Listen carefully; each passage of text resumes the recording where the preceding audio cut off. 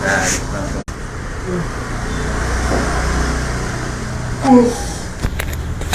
Insyaallah. Transport kan? Ada transport juga. Iya. Betul. Aduh, saya mah aja nggak bisa ikut aktif ya kan di pertemuan ikutnya ya dalam bentuk yang lain ya mungkin itu dampung. Bulan siap. Padahal mah bener mah. Ya ayo bareng-bareng kalau kepar ada enggak? Ya. Bila yang Basamja dari kayaknya par. Oh, Ya kata ya mulai. kalau saya sudah kesini tujuan Google ya. Ya mungkin kalau bareng-bareng Dekat Google ya. ya mungkin nanti kan. Ada balik kilo kan. Kilo enggak ada di dalam. Wah, kalau. Ya kita mana apa kilo. Taruhan aja ya.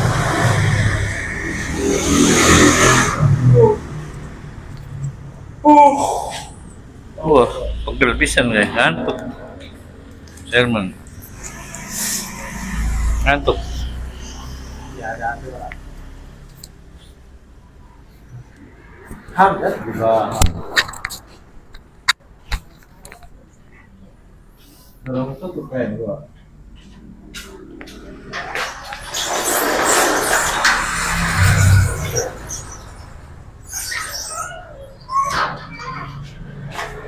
Ya.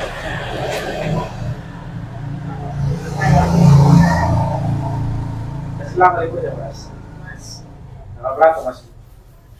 17 ya. Tanggal 10 Maret ya.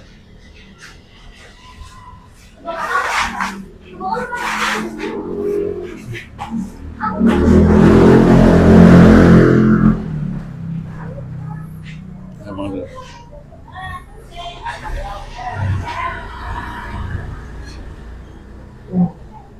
Assalamualaikum warahmatullahi wabarakatuh.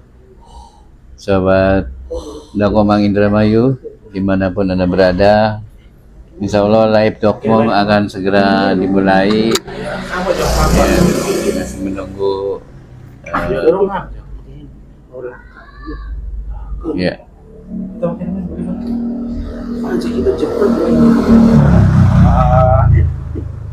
Ayo, ayo, ayo. Ya, kopi dulu. Masya Allah.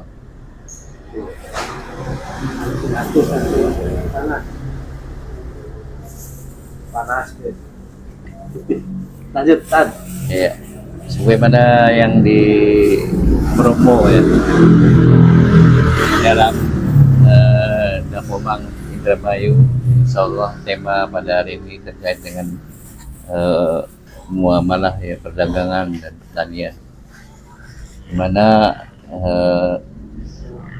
usaha ini adalah usaha yang halal, usaha yang penuh berkah. Ya, tentu berkah karena apa? Diridhoi ya, mengikuti syariat Allah. Insya Allah kalau usaha yang dilarang adalah tentu tidak ada keberkahan.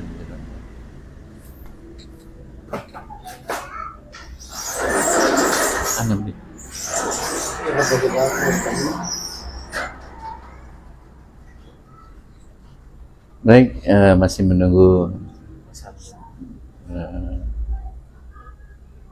Mas Hamdah ya. Biasanya dia gercep. Pada hari ini ada apa gitu ya? Ada. Mudah-mudahan tidak ada halangan.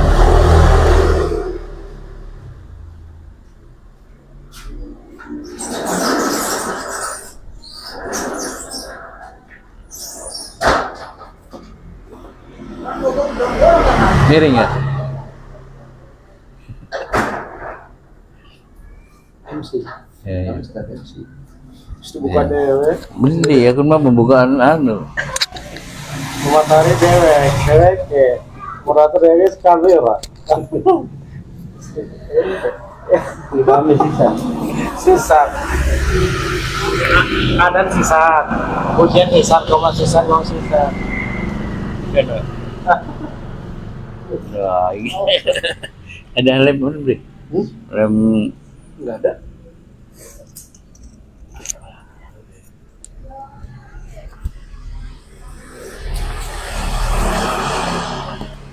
ayo. Makan dulu lah. Iya. Iya. Ya, nunggu masanya lah. Ya kalau jam 10 kan datang lagi ya.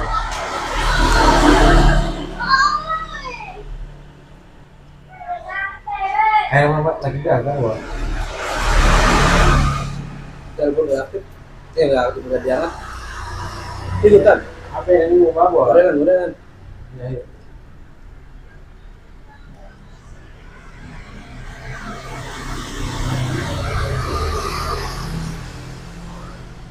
Dia mah kalau sih mungkin mah kalah enak tuh kan. Lagi drop ya. Ya, porsi malas. Hah? Porsi malas. Iya. Turun lagi masih. Turun lagi dia. Kita turunnya di hutan tak. Tapi lumayan ya. Yang tua. Mertua. Kan sih. Omai mertua. Iya. Oh, barengan? Ya kalau mertua orang bayi. Apa mertua seoma? Itu mertua ada. Orang Lokmat. Hah? Orang Lokmat, orang apa? Orang kawan itu. Apa sih? Ya? Bapak Lawas. Lawas. Siapa enggak? bapaknya. Oh, berarti dari mertua ada.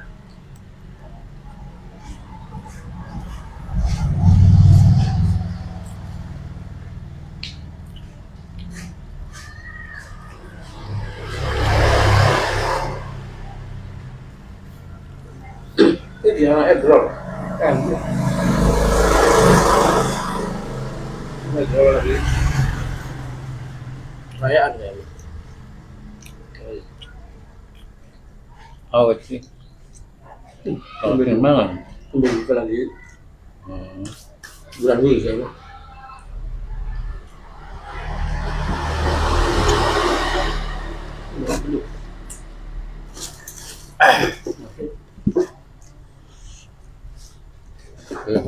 Oh, ayo, sabi. Iyo, ayo. Basta ayo. Pembicara kedua kemangannya, beran. Hampir fokus ora. Kempo mangkone.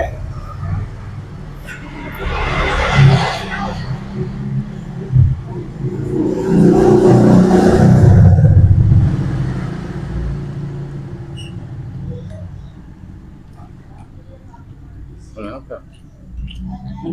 Iya.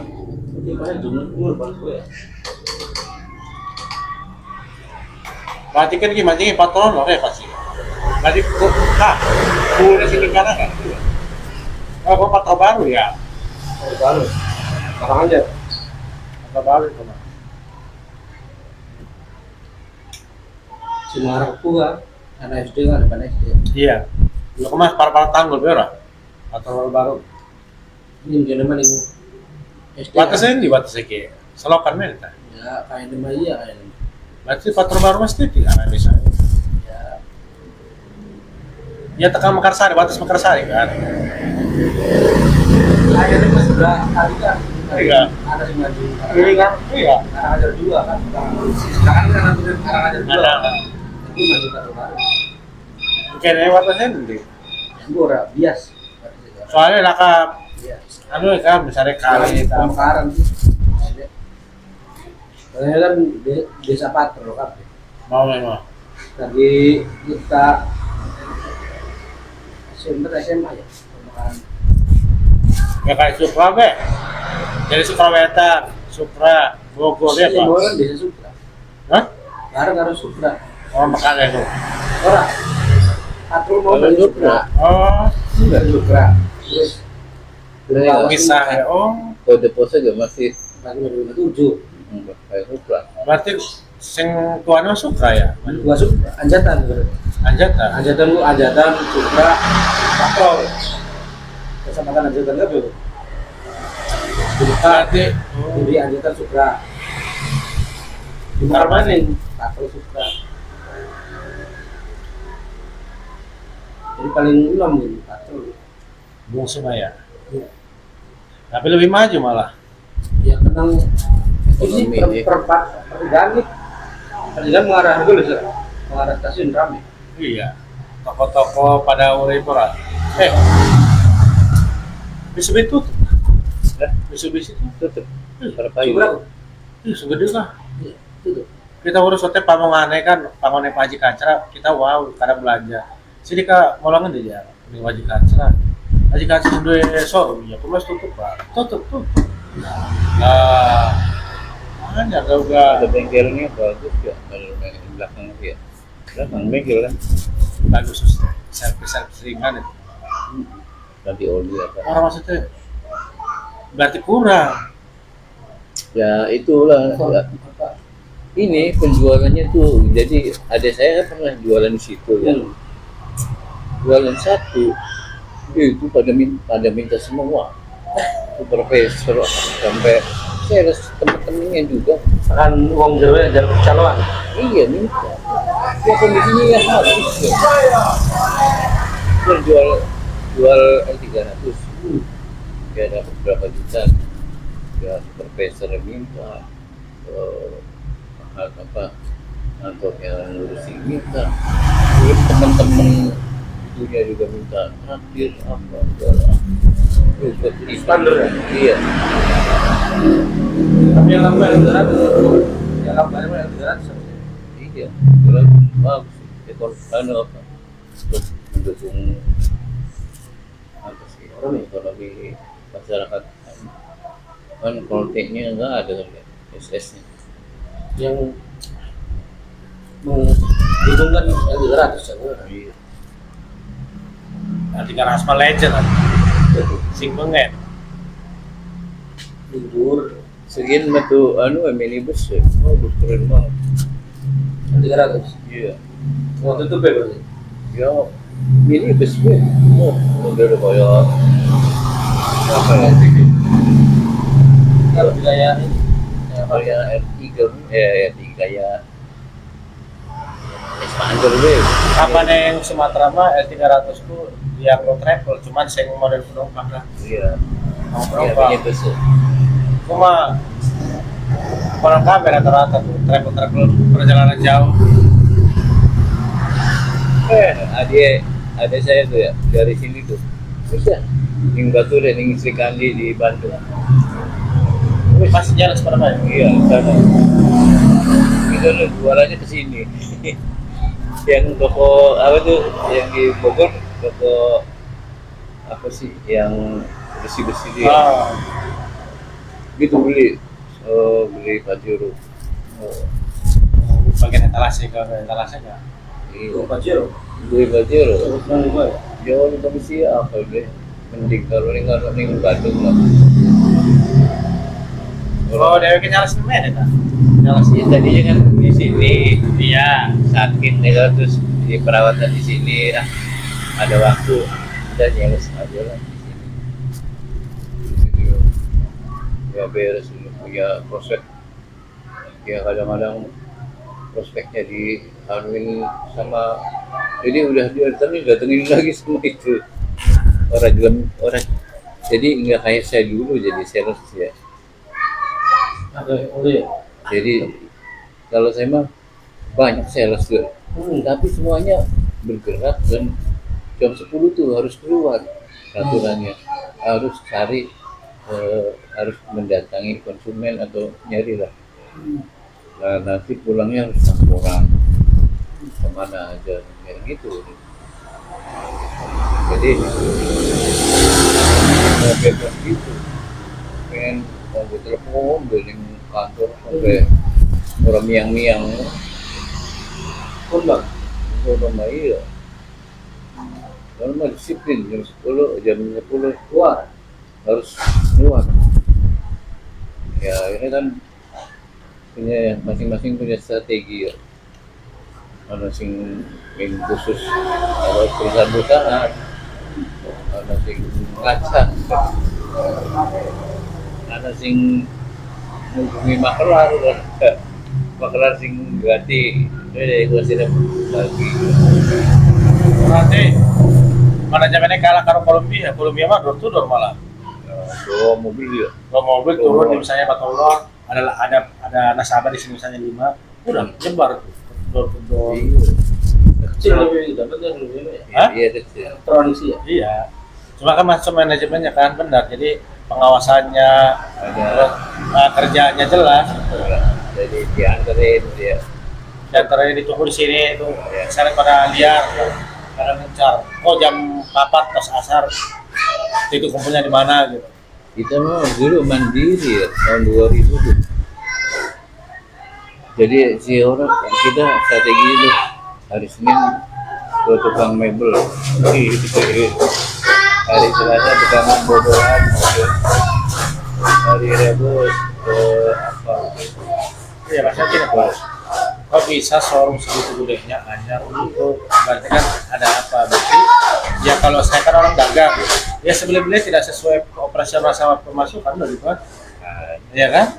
Itu logika yang bisa diterima lah. Berarti penjualan nggak menutup pengeluaran. Misalnya payungnya cuma satu, pengeluaran gaji karyawan, gaji sekian juta ya. Kalau dalam jangka waktu 1 tahun, oke lah toleransi misalnya kantor cabangnya ngasih toleransi 1 tahun target. Dan ternyata target jauh dari ini realisasi ya, ya. Ya, lakukan rugi terus ya. Lanjut, soalnya ya rugi terus ya ngapain? Oh, iya. Atau mungkin gini, Supra itu belum masuk ini ya. Tapi ya, ada saja mobil. Masalahnya, iya. Masalahnya itu tadi manajemen pengelolaan salesman udah benar kurang tata rapi, kurang masif gerakannya tuh. Kemudian komisi jangan diganggu. Itu aja ini sebenarnya semangat. Kalau komisi tidak ya sorak kaya orang. Iya. Sorak kaya lah. Kita yang mati-matian. Berarti order berarti konsumen. Iya kalau misalnya kalau misalnya analisanya seperti ini, berarti Supra itu ekonomi masyarakatnya masih menengah ke bawah, belum masuk marketnya. Cuman nggak juga. Ternyata di Supra itu hampir banyak punya mobil kan. Dari produk Toyota apa segala macam kan banyak. Berarti bukan itu alasannya. Ya balik lagi di marketing timnya itu atau manajernya juga kurang apa ya besar gitu ya menekan sales.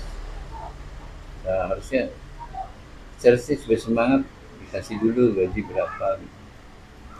Kalau kamu misalkan 23 kamu dapat komisi berapa, 4 berapa, kasih perangsang ya. iya, jadi semangat. Masih jampi lah. Masalah. Belum jalan kan udah Terus udah jalan. ya, gak sabar ya. Tarik. Kalau hebat ya, Satu jam saja. yang hebat ya. Iya. 3 moderator tak? Benar.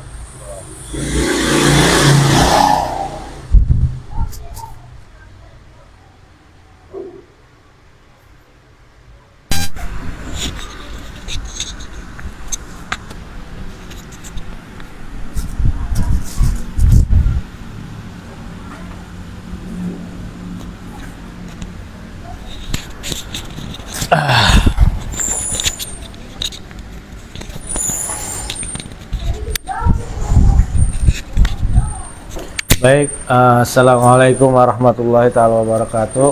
Waalaikumsalam warahmatullahi wabarakatuh. Innal hamdalillah nahmaduhu wa nasta'inu wa nastaghfiruh wa na'udzu billahi min shururi anfusina wa min sayyiati a'malina may yahdihillahu fala mudilla lahu wa may yudlilhu fala hadiyalah. Asyhadu an la ilaha illallah wa asyhadu anna Muhammadan abduhu wa rasuluhu. Allahumma shalli ala sayyidina Muhammad wa ala ali sayyidina Muhammad amma ba'du. Baik, sobat Dokmong dimanapun berada, alhamdulillah wa syukurillah, kita masih diberikan nikmat kesehatan dan juga nikmat kesempatan di malam hari ini kita bisa berkumpul kembali ya di rumah Pak Guru Sihi di Patrol Lor ya.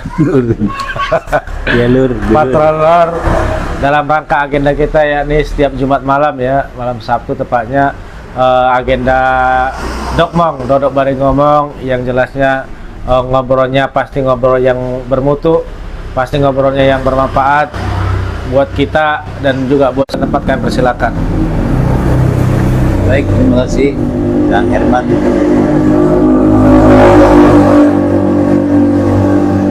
Kita mulai saja ya. Bismillahirrahmanirrahim.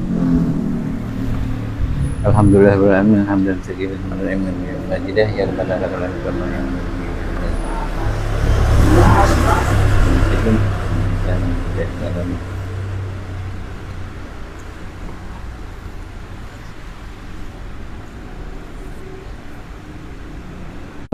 Insyaallah bahwasanya dalam konteks kekinian perdagangan dan pertanian ini sebuah upaya yang dilakukan oleh semua ya, kebanyakan di negeri anulah nggak cocok gitu ya, karena harus kotor-kotor harus apa, gitu. Tapi sebenarnya pertanian itu ya sangat menjanjikan gitu ya. Tetapi memang di negeri kita pertanian itu seringkali diintervensi oleh negara kita gitu. Jadi kasihan petani dapat yang tadinya berharap punya kelebihan gitu ya dari usahanya, itu akan menjadi ngedrop gitu ya pendapatannya, karena pasokan dari impor itu menguasai pasar ya. Jadi kalau ya hukum ekonomi kan kalau barangnya banyak, jadi permintaannya ya pasti harganya naik gitu ya.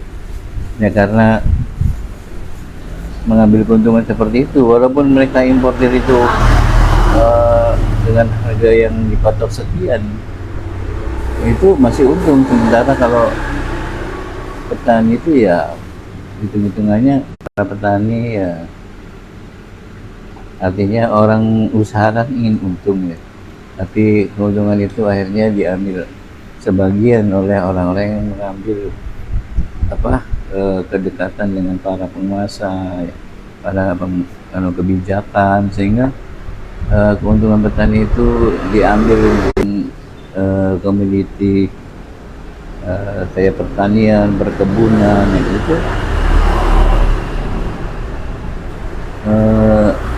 penuh keberkahan gitu ya. Artinya contohnya kita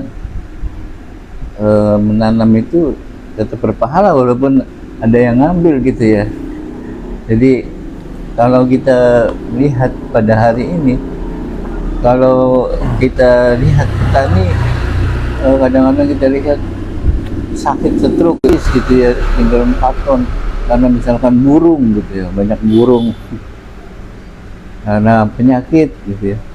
Nah itu sebuah satu kesalahan ya, pemahaman bahwasanya walaupun demikian sesungguhnya dia mendapatkan pahala gitu ya, akibat daripada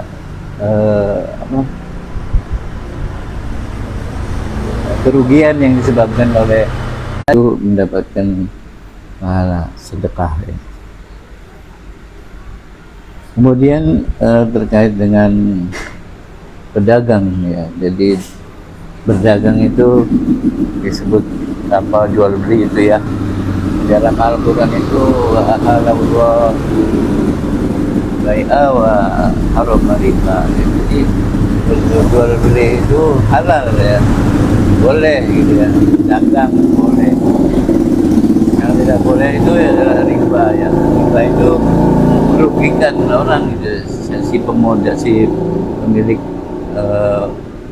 modal ya, orang meminjam atau yang juga memberi pinjaman itu sepihak dia untung, tapi orang yang meminjamnya dirugikan gitu, karena kelebihan itu ya, karena waktu ya yang diberikan tidak tepat ya, karena cas gitu ya, harus bayar sekian ya, itu kan merugikan. Ini kelebihan yang diambil ya, tanpa kerja, tanpa upaya gitu ya. Jadi itu dalam perdagangan ya. Jadi boleh ya baik ya, jadi jual beli itu ya memang yang diwajibkan untuk kita untuk berjual beli. Nah, jual belinya pun diatur dalam syariat Allah ya, karena Islam lengkap memberi pedoman terhadap tadi. Jadi dikatakan untuk para pedagang ini dalam sebuah hadis Tirmizi, pedagang yang jujur dan amanah akan bersama para nabi, orang-orang yang jujur dan para syuhada. Jadi posisinya itu para pedagang kalau jujur itu akan bersama nabi, bersama para syuhada gitu ya. Insya Allah ya. Tapi faktanya pada hari ini di zaman sekularis kapitalis ini, orang jualan itu ya banyak cara gitu ya, ingin meraih keuntungan dengan jalan apapun gitu ya, misalkan mengurangi kualitas ya, atau main harga gitu ya. Kadang-kadang harganya dibanting tapi kualitasnya juga kualitas rendah ya, tapi ngomongnya ini bagus, barang bagus ya. Tidak seperti Rasulullah berdagang. Rasulullah kalau berdagang dia kalau memang barangnya cacat dibilang sudah cacat ya, dia harus jujur gitu. Jadi pada hari ini perdagangan di era sekarang itu sangat banyak ya maksiatannya gitu ya, karena ya mereka hanya mengejar keunggulan, bagaimana caranya gitu ya, campur kualitas A dengan B ya, mendapatkan kualitas A gitu ya, semuanya gitu.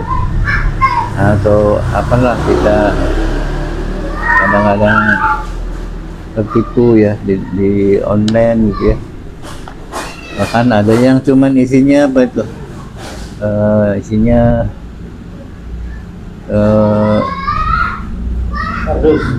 kardus ya, isi kosong apa sih lah, kadang isinya bata gitu yang dikirim, kasihan kan. Jadi akan yang batil juga banyak hari ini ya. Sehingga ya umat hari ini itu dalam jual beli ya, transaksi itu banyak kerugian ya, karena sistem hari ini tidak memberikan keamanan, kepuasan bagi dalam transaksi. Kemudian apa saja usaha yang disarankan di dalam Islam itu banyak ya, seperti perkebunan dan pertanian ya, kemudian juga peternakan, perikanan, industri dan produk halal, jasa-jasa yang halal dan bermanfaat ya. Kemudian investasi syariah gitu. Jadi gitu. Kemudian apa saja yang dilarang di dalam Islam ya, jual beli riba atau melibatkan bunga, perdagangan barang haram kayak alkohol, babi, narkoba, jasa maksiat, ya, hiburan vulgar, ramalan dan lain, penipuan, manipulasi atau curang dalam timbangan dan ukuran. Jadi seperti itu. Kemudian juga sektor non real itu, kita ingat ya gitu, bahwasannya di dalam Islam tidak ada sektor non real itu. karena ya komoditi uang jadi komoditas gitu ya, komoditas jadi dijual gitu ya. Misalkan perusahaan mengeluarkan saham di pasar bursa modal, bursa saham gitu ya, jualnya kemudian ya seperti itu. Dan itu dampaknya apa? Memang dari nilai transaksi bursa saham itu ya sangat besar ya daripada yang sektor real gitu ya. Jadi misalkan di bursa saham itu transaksi sampai 700 triliun. Nah, jadi sementara sebenarnya yang sektor real barang, distribusi barang di antara bursa itu yang senilai 700 triliun itu ternyata cuma 100%-nya gitu ya. Aslinya itu ya yang berputar, yang distribusi dengan transaksi itu cuma berapa? 7 triliun ya. Jadi itulah sehingga ada ketimpangan gitu ya di dalam, ada dia merugikan lah gitu ya. Jadi sektor real itu nggak jelas gitu ya, seolah-olah besar tapi kenyataannya kecil gitu ya. Ya, jadi itu merugikan dan itu haram dalam Islam itu sesungguhnya. Dan itu menekankan sektor real ya, untuk Islam itu untuk berproduktif di dalam sektor real. Kemudian terkait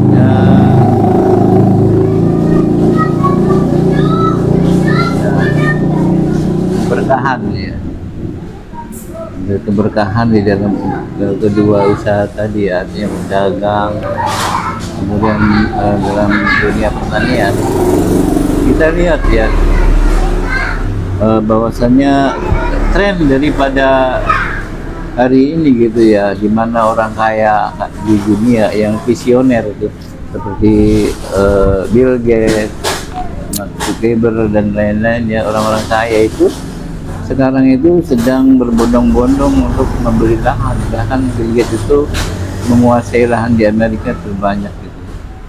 Untuk apa? Untuk dibuat pertanian gitu. Karena mereka tahu itu akan menguntungkan, karena yang menjadi pondasi ya, mana ada orang makan algoritma ya, makan apa AI gitu. Yang kayak gitu-gitu kan ya bisa cuman alat gitu ya. Sementara kalau namanya makan gitu ya, masa depan tuh ya perlu, pasti laku, pasti untung gitu. Maka siapa yang menguasai lahan ya, dia pasti akan menuai banyak keuntungan dari sana. Karena masa depan itu ya AI hanya alat gitu ya, hanya sebagai itu.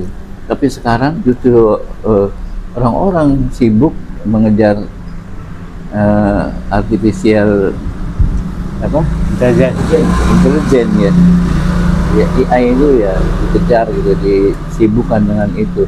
Sementara orang kaya visioner itu malah terjun ke back to nature ya, back to basic, ke pertanian, ya nanam apa gitu. Karena dia tahu gitu 10-20 tahun yang ke depan itu pasti bahan pangan itu semakin berkurang.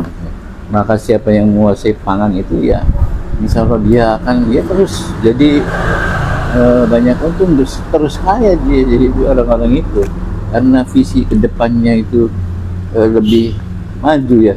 Ibaratnya orang masih mikirin sibuk dia udah jauh gitu ya langkah mempersiapkannya. Oleh karena itu ya, orang umat Islam jangan jadi penonton gitu ya, harus kita kuasai gitu ya. Kita harus bisa ya, tadi apalagi dalam Islam itu sudah jelas bahwa menghidupkan tanah mati itu, maka dia akan menjadi pemiliknya. Siapa yang menghidupkan tanah mati, maka dia pemiliknya itu mana itu tanah yang luas di negeri ini gitu ya, di negeri kita ya. Bukan di kapling-kapling seperti hari ini ya, bagi-bagi ke oligarki, ke pejabat untuk mengolah menjadi lahan sawit, bagi-bagi gitu. Jadi bukan seperti itu gitu. Harusnya ya memberdayakan rakyat untuk bisa produktif di bidang pertanian gitu ya. Ya, yang mampu mengelola, menanami tanah-tanah kosong ya, maka dia akan memilikinya dan produktif di sana ya. Itulah Islam gitu ya. Hanya saja di dalam sistem kapitalis ini ya tidak bisa seperti itu gitu ya, karena siapa yang bisa, siapa yang dekat, siapa yang mampu ya memberikan ya fee gitu ya, maka dibuatkan gitu hukumnya gitu ya, dibagi-bagi buat mereka semua. Jadi ini hanya menguntungkan segelintir orang saja gitu ya. Jadi negeri kita ini sebenarnya kaya raya dengan sumber daya alam ya, dengan tanah yang luas, tanah yang subur, tapi pengelolaannya sangat jauh gitu ya daripada apa yang diperintahkan Allah dalam syariatnya. Mereka membuat aturan sendiri, mereka membuat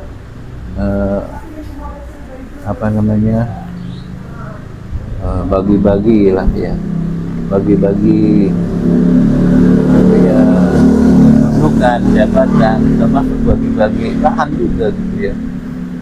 Ya seperti siapalah yang punya lahan sawit yang luas ya, di Kalimantan, di mana-mana, termasuk ya kita ya nggak usah disebutkan ya, tahu sendiri aja ya, bahwasanya apa yang dilakukan oleh penguasa kita ini jauh dari syariat Allah ya, jauh dari tiada ya, tidak ada tiada fikriyahnya di dalam pengelolaan negeri ini gitu. Sehingga ya seperti ini.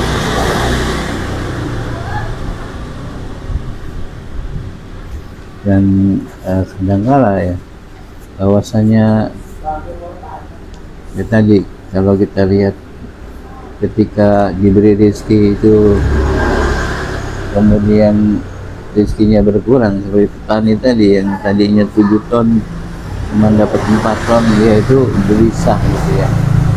Itu juga sebenarnya dia harusnya berpikir sebenarnya dia mendapatkan pahala sedekah dan dikira bahwasanya apa yang dia tanam itu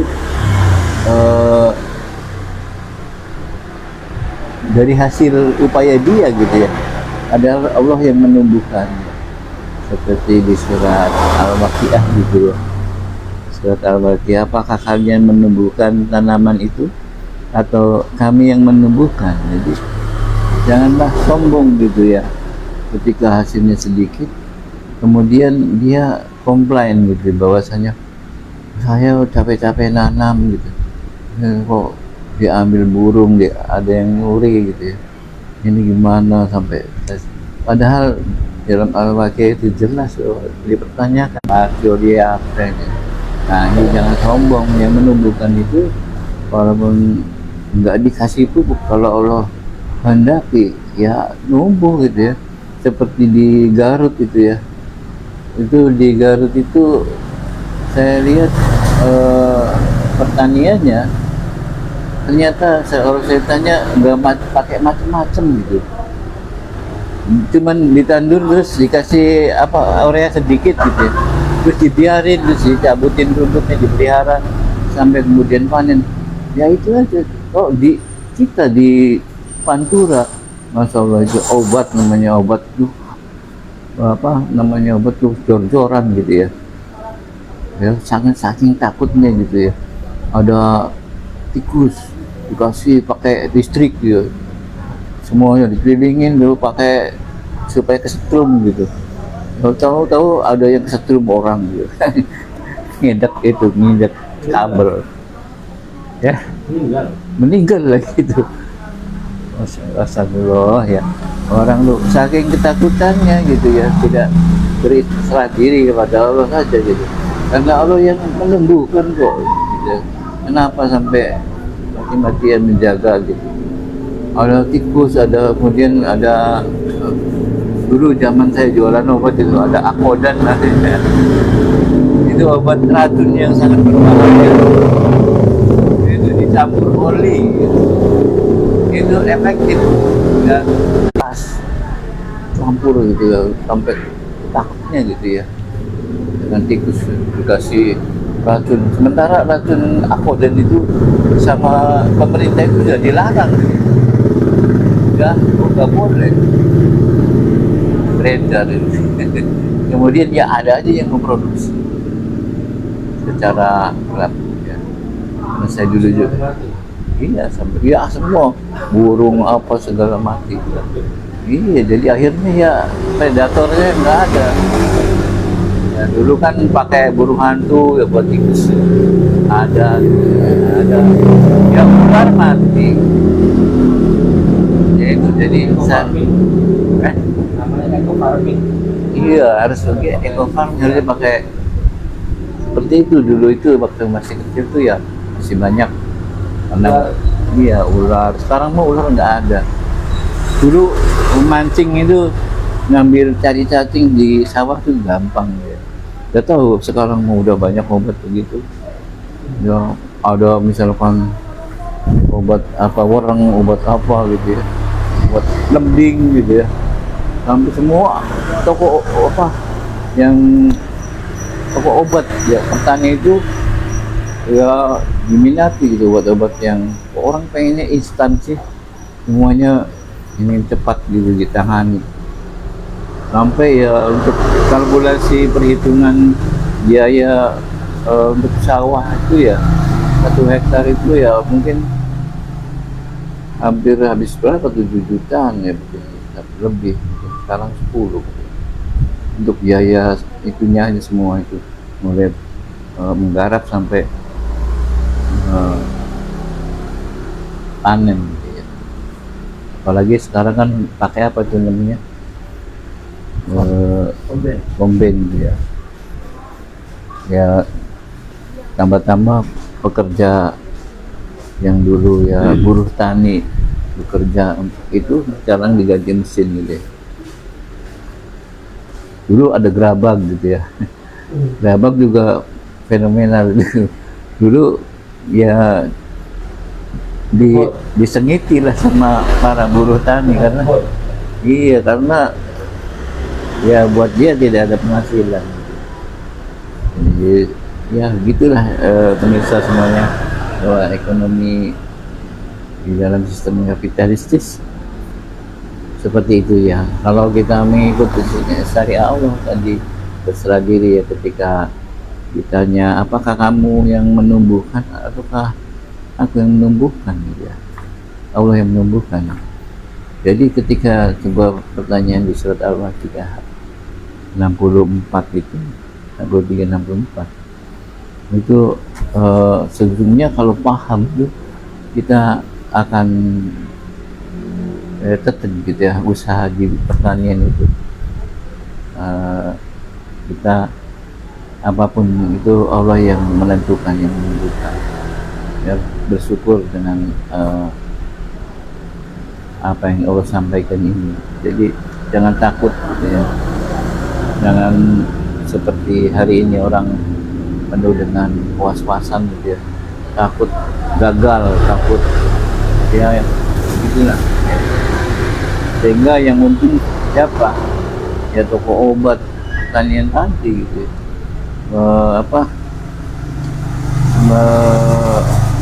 Menangkap sinyal ya dari ketakutan, dari dari para petani itu. Tapi katanya juga ya nggak tahu ya, walau alam, bahwasanya toko-toko obat produk-produk produksi obat itu ya, penyakit itu bisa diciptakan ya, dibuat kadang-kadang atau by design gitu ya. Misalkan lebih kadang isunya para petani ditebarkan apa gitu ketika dari ya pokoknya dari para petani itu melihat sendiri bahwa itu tikus banyak banget, itu diturunkan dari mana alam. Jadi ada rekayasa atau sebuah menciptakan supaya orang itu beli produk daripada produknya gitu ya, untuk mengatasinya dia punya obatnya. Nah itu jadi ya by design lah, pokoknya rekayasa itu dibuat juga di dunia pertanian gitu ya. Jadi sungguh ya kapitalistis. Nah, di negeri sekuler ini apapun bisa dibuat gitu ya. Baik, semoga dengan syariat Allah ini perdagangan dan pertanian juga industri menjadi lebih baik gitu, akan lebih bermanfaat dengan syariatnya ini. Baik, saya kira sebagai pemantik ya, sebagai sebuah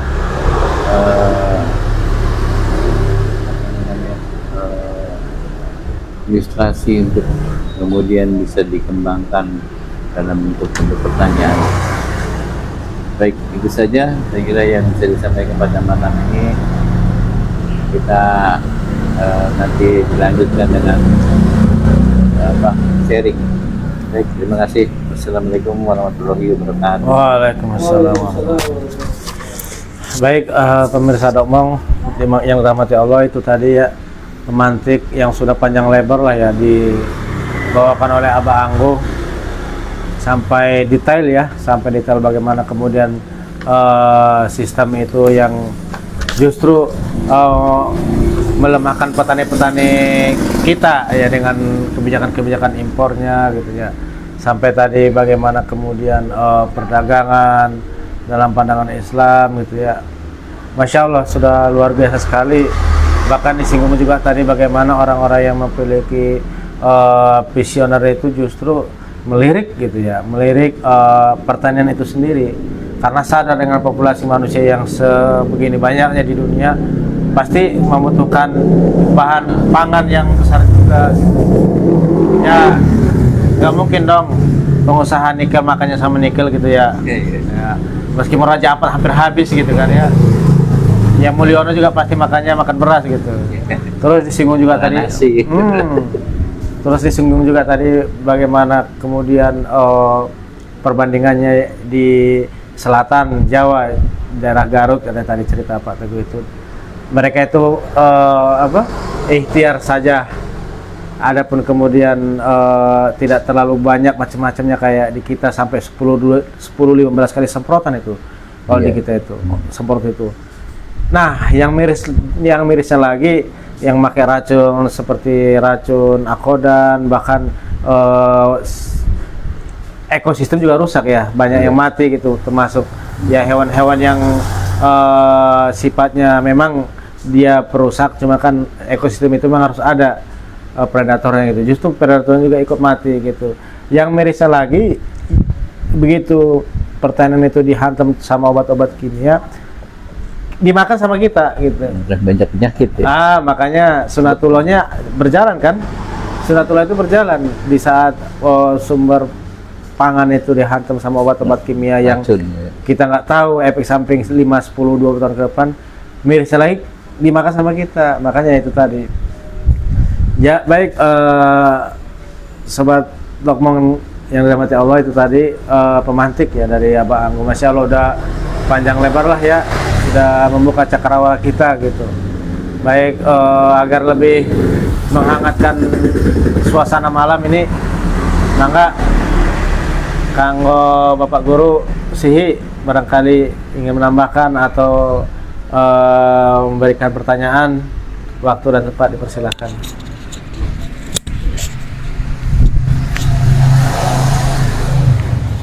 Assalamualaikum warahmatullahi wabarakatuh. Waalaikumsalam warahmatullahi wabarakatuh. Alhamdulillahirrahmanirrahim. Allahumma shalli wa sallim ala sayyidina Muhammadin. Pembahasannya sangat luas ya, ternyata sangat luas. Dua topik yang memang sebenarnya dua topik itu ya sangat luas itu tadi. Kalaupun hanya satu topik yang disampaikan juga bisa dikupas selama 2 jam itu. Hanya misalnya berdagang saja atau bertani saja. Yang dipaparkan oleh Abah Agung tadi kan sudah sangat luas sekali. Dan berikut contoh-contoh dari baik yang berdagang maupun yang bertani ya, dari perdagangan maupun pertanian. Sudah dibahas juga terkait dengan jual beli yang real dan yang non real. Jadi mungkin saya mencoba menarik kesimpulan ya, untuk perdagangan itu ya secara syariat dianjurkan untuk berdagang. Hanya berdagangnya itu apa yang dijual misalnya, dan apa yang dibeli itu bisa menjadi masalah juga. Kalau jual belinya adalah jual beli yang barang yang haram misalnya, ya maka tidak akan ada keberkahan di sana kan. Iya betul. Jika di sana jual belinya barang yang halal, maka insya Allah akan terdapat keberkahan. Tentunya dengan akad yang benar juga. Jadi jual beli itu akan mengandung keberkahan ketika yang barang yang dijual halal, kemudian jual belinya dengan akad yang benar gitu. Terpenuhi semua syarat rukunnya gitu. Nah, baru jual beli tadi ataupun perdagangan tadi bernilai mengandung keberkahan.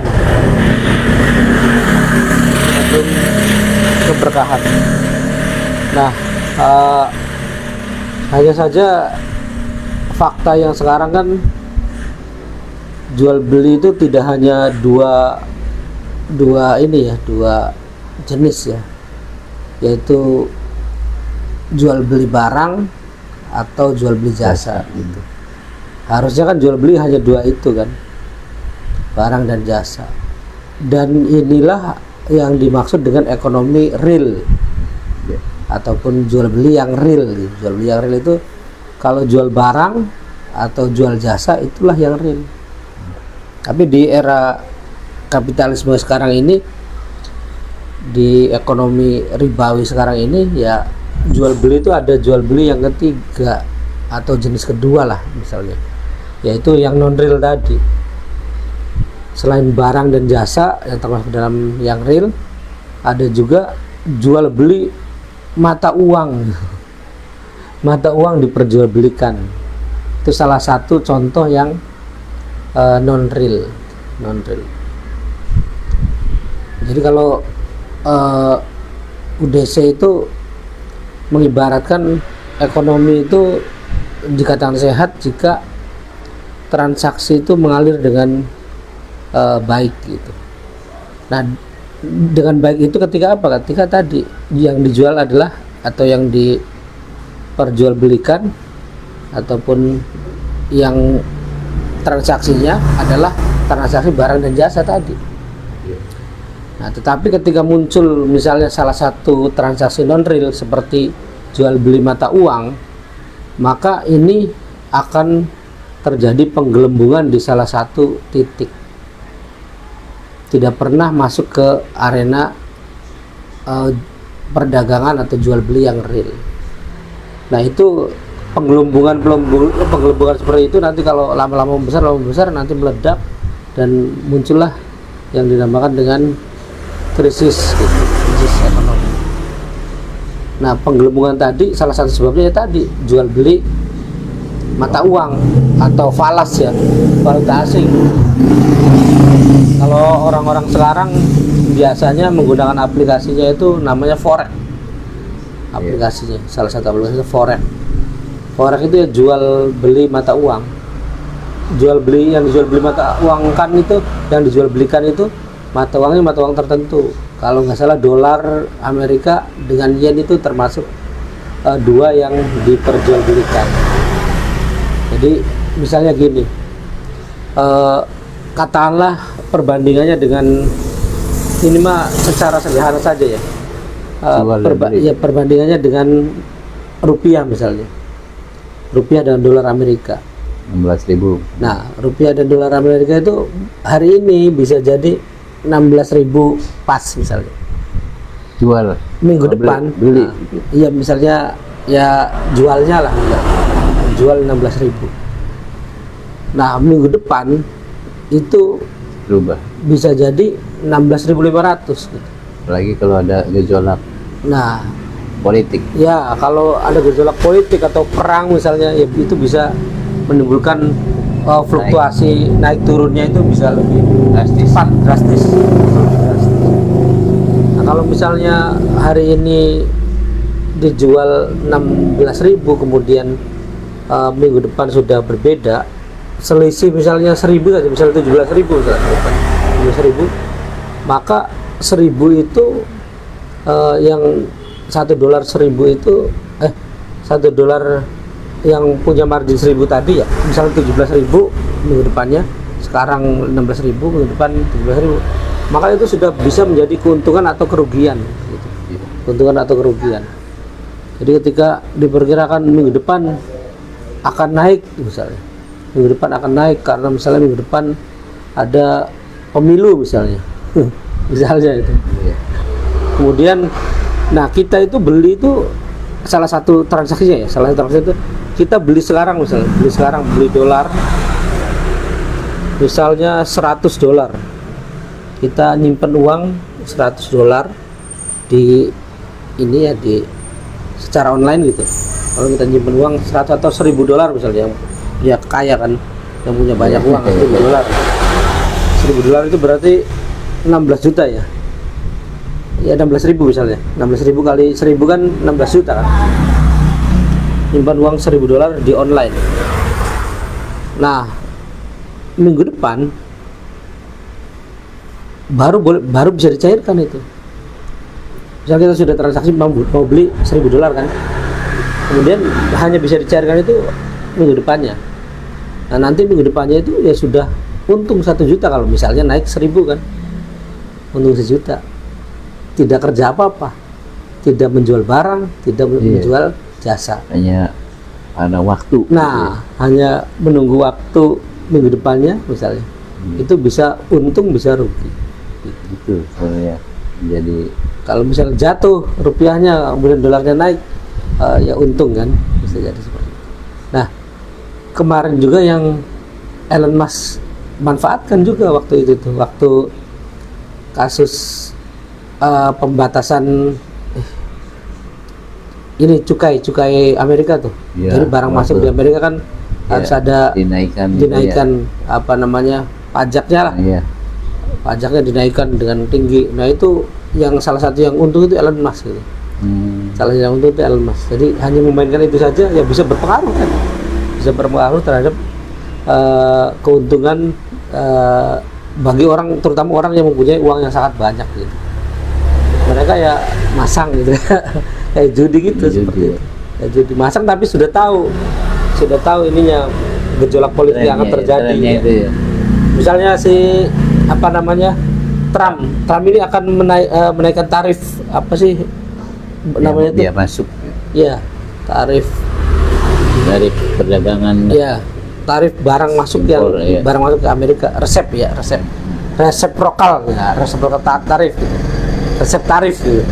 Jadi ketika itu ya Elon Musk sudah bisa memperkirakan kalau ini akan turun permintaan misalnya, terus akan apa namanya, dari sisi mata uangnya akan naik atau akan turun, itu sudah bisa memperkirakan. Makanya nanti bisa karena dia punya uang banyak, kemudian misalnya membeli dalam jumlah banyak, kemudian menjual dalam jumlah banyak, ya dia bisa untung besar gitu. Hanya dengan seperti itu gitu, hanya dengan kebijakan politik seperti itu. Nggak kerja ya. Nggak kerja, itu hanya ya bukan menjual beli barang dan bukan menjual beli Baca jual beli situasi jasa. doang. Nah, itu yang salah satu yang mengakibatkan ekonomi itu Krisis. ya krisis. Contoh yang lainnya, yang non real ya riba tadi. Riba itu juga tidak ada tidak ada jual beli barang atau jasa di sana kan. Jadi orang ngutangi, kemudian ada kelebihan kan. Orang memberikan utang karena dalam jangka waktu tertentu, kemudian akan bertambah utangnya gitu. Utangnya akan bertambah atau dikenal dengan bunga. Nah itu riba. Kullu qardin jaron manfaatan fahuwa riba gitu. Setiap setiap pinjaman yang mengandung manfaat, maka dia adalah riba. Nah itu perdagangan kan, perdagangan seperti itu. Jadi perdagangan itu ya tergantung juga. Misalnya di samping kita pengen mendapat keberkahan, tergantung juga sistem ekonomi yang dipakai di negara tersebut.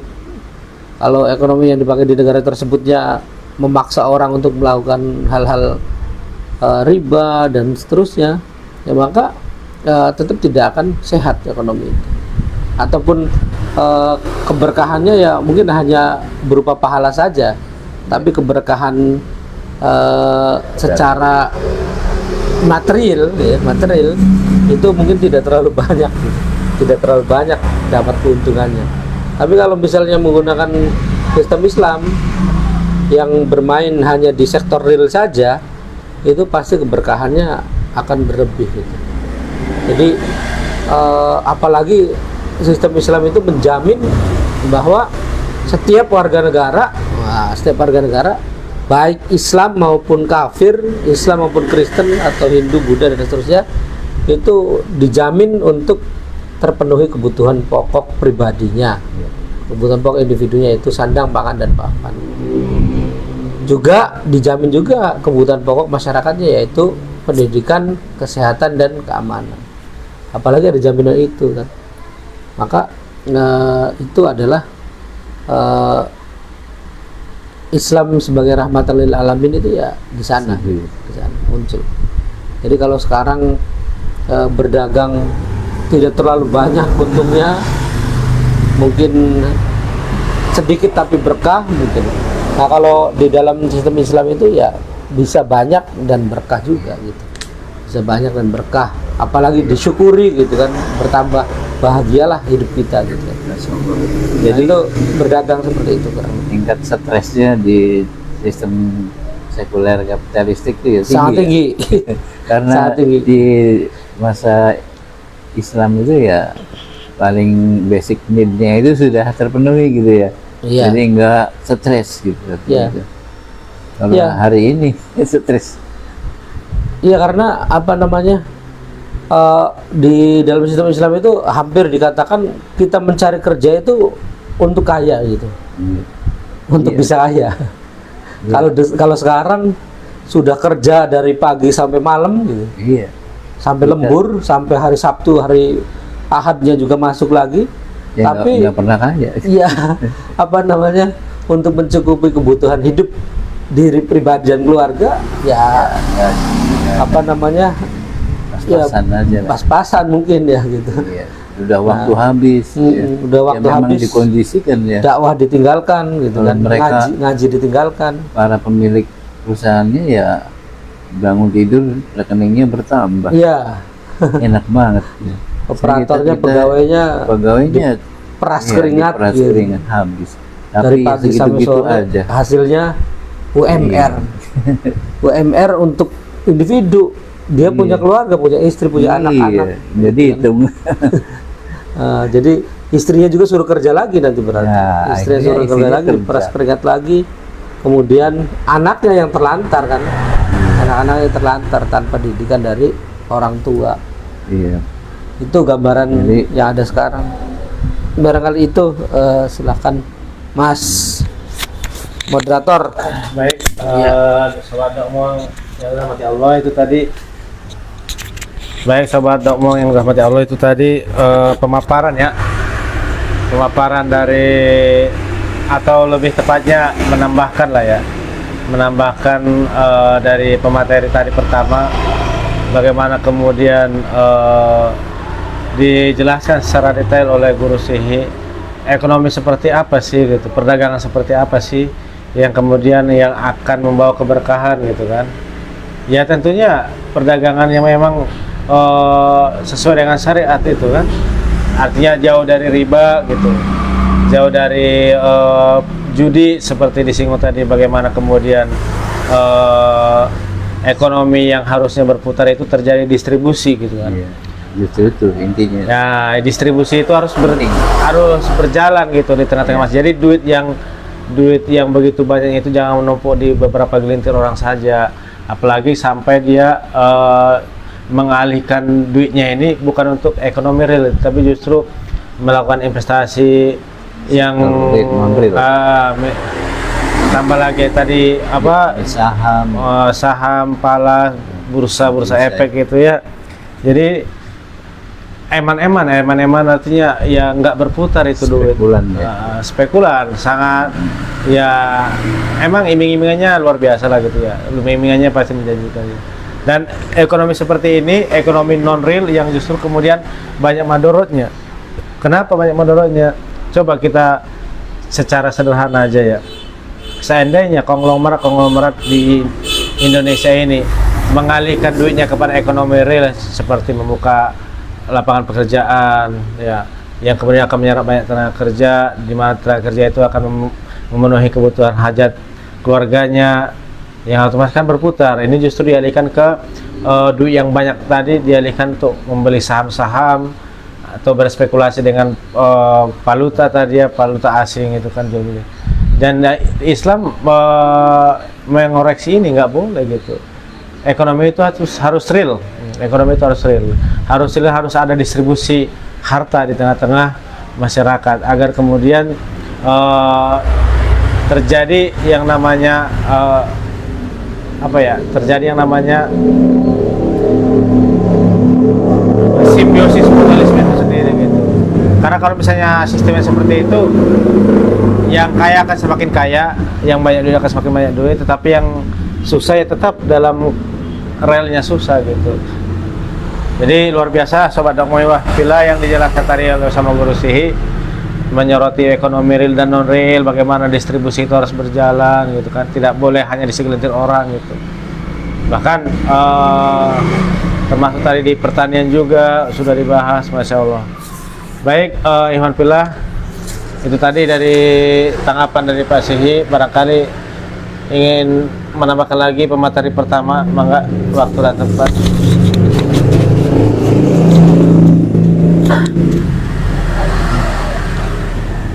Ya baik, terima kasih Kang Herman mengulas tadi Pak Guru Sihi ya. Ya memang benar ya bahwasanya sektor non real itu sangat berbahaya gitu ya. Makanya diharapkan. Jadi penggelembungan itu ya karena penggelembungan itu jadi tidak nyata seperti tadi ya. Kalau dibandingkan dengan produk dan jasa di sektor real itu memang jauh gitu ya. Ternyata nilainya itu yang sektor non real itu besar sekali ya. Tetapi faktanya itu ternyata peredaran atau distribusi barang dan jasa yang disebabkan oleh sektor non real tadi itu kecil gitu ya. Jadi hanya di angka-angka saja ya, gelembung gitu.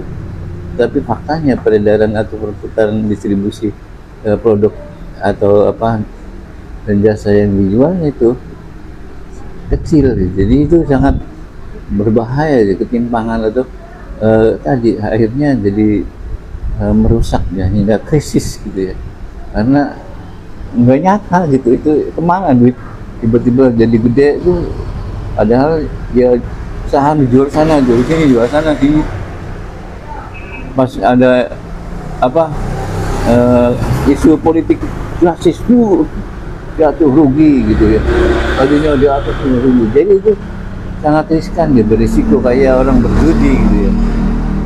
Jadi makanya dalam Islam tuh diharamkan gitu ya. Sektor non real tuh. Berbeda kalau sektor apa? Kalau non komoditi ya, komoditas dan non komoditi itu beda ya.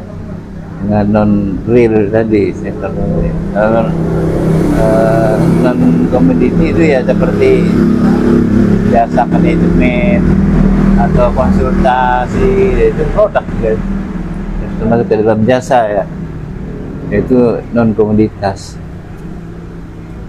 Kalau tadi non real ya memang tidak nyata gitu, tidak real maknanya, dijualnya apa gitu ya.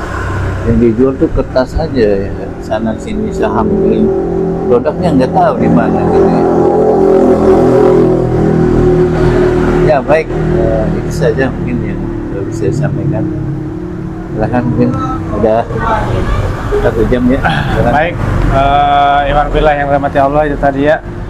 Sebenarnya waktu yang 1 jam ini kurang ya. Saya rasa kurang untuk lebih masuk ke inti yang lebih luas gitu ya. Bagaimana kemudian harus, cuman ya karena memang waktu jual lah yang kemudian membatasi kita gitu. Ya mudah-mudahan di lain hari kita bisa mengangkat tema seperti ini juga, karena memang ini sangat real ya, sangat real sekali yang kita rasakan gitu ya.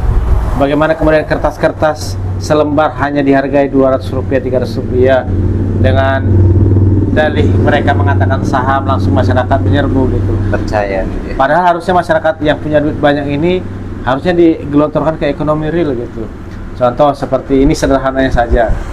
Saya punya duit 1 miliar misalnya, daripada saya beli kertas yang nggak jelas, bahkan spekulan lah, meskipun diiming-iming ya, karena memang pialang ya tugasnya itu kan mengiming-iming masyarakat dengan saham seperti itu.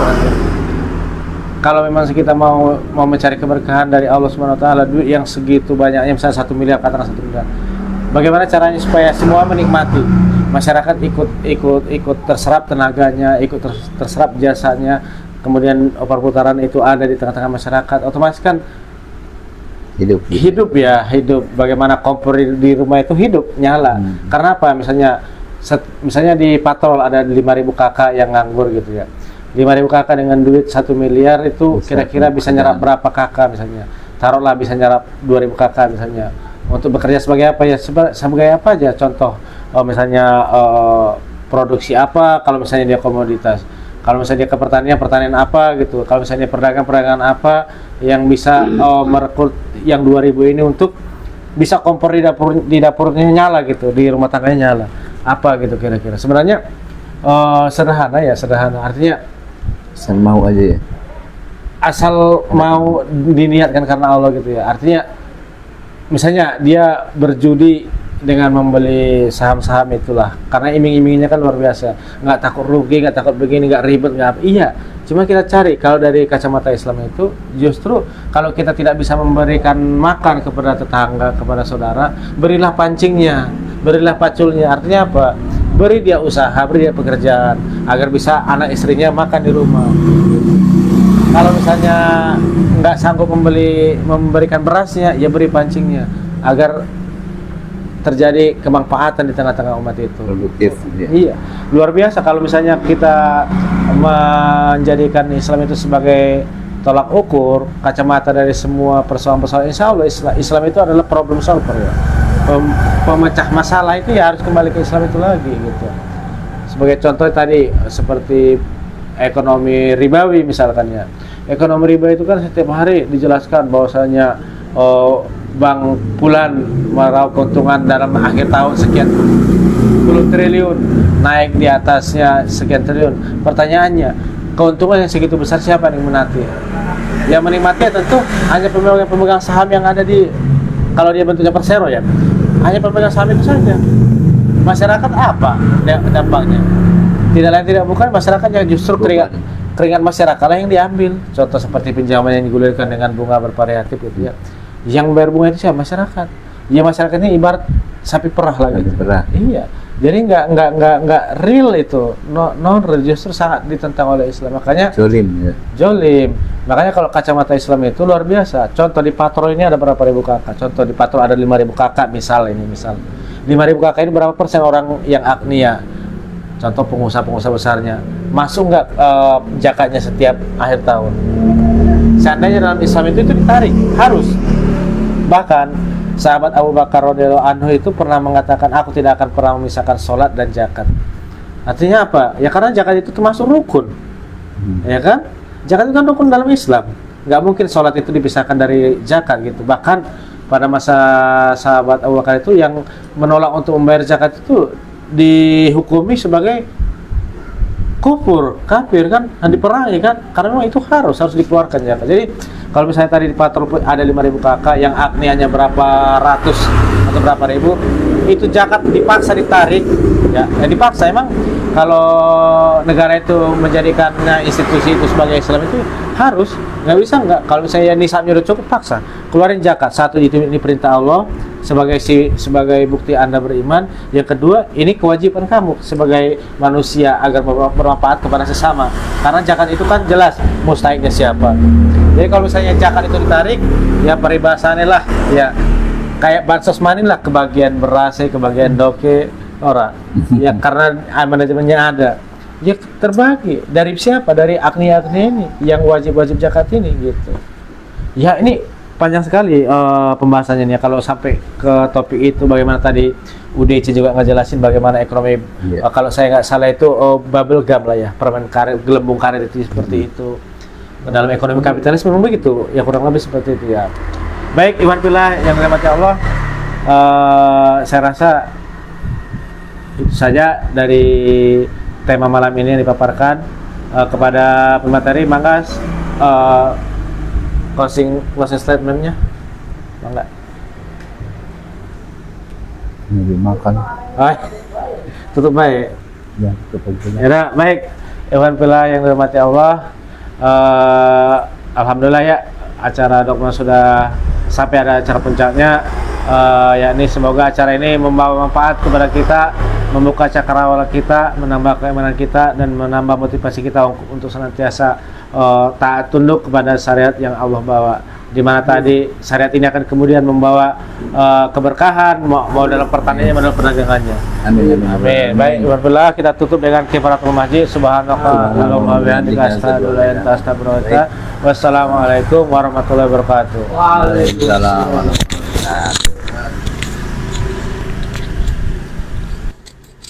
Penting mah jalan terus.